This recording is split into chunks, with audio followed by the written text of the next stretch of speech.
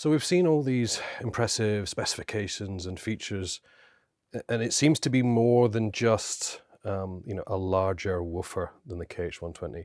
I'm going to assume there's a lot more going on here than just a new studio monitor. That's definitely true. The KH150 is a first of a new generation of Neumann studio monitors. And the evolution here is in the electronics based around the DSP, which will be a standard part of all upcoming studio monitors from Neumann.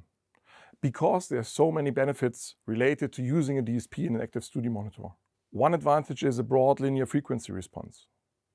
Another one is extreme consistency. The KH150 is made to extremely tight tolerances of just 0.8 of a dB plus minus, which is making every speaker and every other speaker virtually a matched pair. And you can hear that in stereo imaging, it's really razor sharp. You also get more sophisticated limiting, which allows you to push the speaker harder with less of those problems that come with playing at the top end of the dynamic range. You also have standard digital SPDIF inputs now. There's convenience and usability features which become relevant as you're controlling more than maybe just two speakers. In an immersive audio setup, you can just mute and change levels for all speakers in your room with the push of a button, where previously you had to go and you had to manually adjust settings on the backplate of all speakers individually. And also the DSP enables us to linearize the phase response. Tell us more about the phase response. What impact will that have? So when you use IRR filters, which are usually used in any kind of EQ and controller equipment and mixing desks, to alter the frequency response of a system, what you do is basically you change levels at specific frequencies.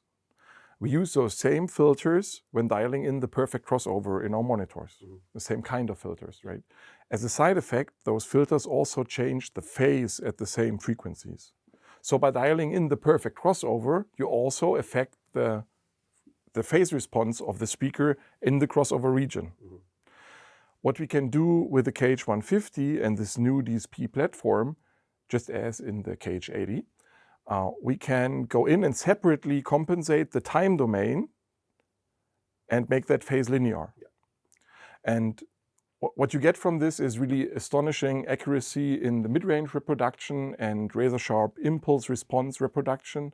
So all the good stuff in the time domain. Now, when speaking about modifying time domain aspects, the issue of latency can come to mind. And we took great care to find the perfect balance between compensating the phase for the relevant major part of the spectrum without introducing unnecessary latency. So this results in a 2.6 milliseconds latency for the KH150 when using the analog inputs, which is further reduced to 2.1 milliseconds when using the digital SPDIF input. So it sounds as if the electronics is the key innovation. Is it? Well, the electronics is certainly one ingredient that we use to make this the optimal speaker, right? But it's only one aspect. Let's take something else, for example, the 6.5-inch woofer, which was under development for 3 years, right? So we took great care to make that as perfect as possible with the goal to outperform any other 6.5-inch woofer that was found on the market.